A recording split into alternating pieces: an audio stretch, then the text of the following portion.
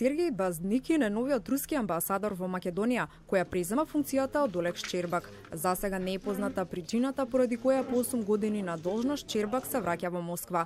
Според дел од аналитичарите, постојат три опции поради ваквата одлука на Путин. Едната е завршувањето на мандатот, подобрување на руско-македонските односи или пак зајакнување на руското влијание со цел спречување на Македонија да влезе во НАТО. Новинарот и аналитичар Владимир Петрески смета дека неговото назначување не е случајно. Станува збор за дипломат, за функционер од висок калибар и тоа ни кажува дека Русија овде сака да има некој кој е искусен и кој може да ги застапува и да ги унапреди нивните надворешно политички цели во регионов. Не е никаква тајна дека една од главните геостратешки цели на Русија и на глобално ниво на глобално ниво е да го ослаби НАТО, дури ако може да го направи нерелевантен.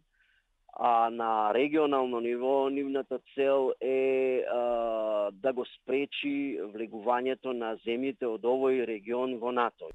Сергеј Базникин е поранешен раководител на дипломатското представништво на Русија во Приштина и поранешен заменик на началникот на Департментот за планирање на Министерството за надворешни работи на Русија. Во исто време пак, изјавите на косовскиот претседател Хашим Тачи за потребата од редефинирање на косовската граница со Србија предизвикаа низа реакции во регионот. Ваквите најави на Тачи беа критикувани од странските експерти. Американскиот аналитичар Даниел Сервер, кој важи за одличен познавач на состојбите на Балканот, на својот блог Писфер напиша дека доколку има исцртување на нови граници на Балканот, тоа би предизвикало дестабилизација во целиот регион. Дека опасности се заканува и на Македонија, изјави премиерот Зоран Заев во интервју за телевизија 1. Денеска слушав соопштение и читав информации како тоа претседателот на Косово објаснува за размена на територии, за Прешево и Котлината, да се припојува кон Косово, Северно Косово, да се припојува кон Србија. Надвор Македонија од овие интеграцијски процеси. Не сакам никого да заплашува, но тоа е страв кој што обстои од самостојноста на Македонија.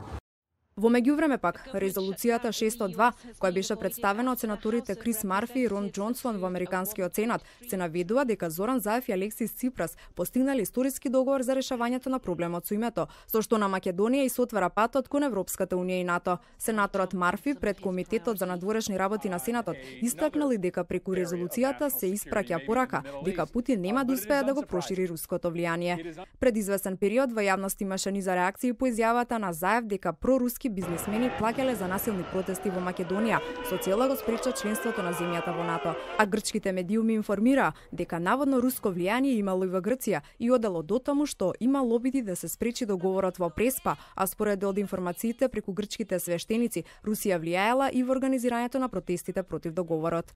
За руското влијание на Балканот пишува и светските медиуми. Британскиот весник Guardian, повикувајќи се на разузнавачки документи што протекле во јавноста, напиша дека руски шпиони и дипломати речиси една деценија работеле на ширењето пропаганда во Македонија со цел Кремљ да го зголеми своето влијание во земјите од поранешна Југославија и да го спречи нивното членство во НАТО.